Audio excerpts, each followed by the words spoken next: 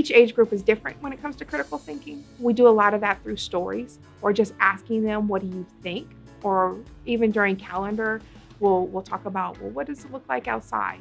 What does that think? So the critical thinking for a younger age child could just simply be trying to predict what the weather might be, where critical thinking for somebody who's more of a preschool age could be trying to tell a story. And we'll do simple games like maybe if it's a bathroom line, you'll say, okay, we're going to start a story, and I'll say something like the sky was blue, and the next person will say, but I thought it was pink, and then it turned red. And it's funny to see where their imagination goes and how that might work.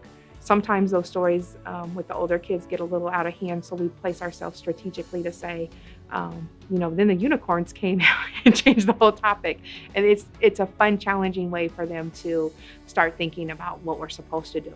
And other things that we do with critical thinking is a lot through our science or our sensory. We'll ask them what do they think is going to happen. They'll be able to talk about what is happening, what are things feeling like, what are they seeing, what are they smelling.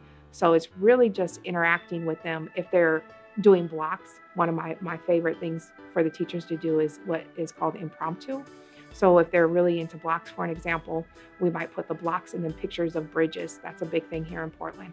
Be able to put pictures of bridges and let the children try to make those bridges, right? And they actually start growing their blocks, and we'll save the blocks so they can build upon that so they don't have to tear them down every single time.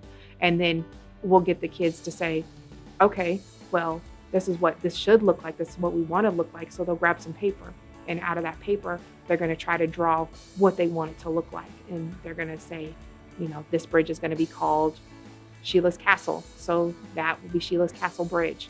And they're going to start creating that environment. So critical thinking comes from, play within the classroom and following what the children know and what the children want to learn and listening. And you can do that through anything. You can do that through blocks. You can do that through the color pink. You can do that through the theme of the month, which might be baby animals or, diversity in families. I mean, whatever the case might be, it's just a matter of how you communicate with the children and the questions that you ask them.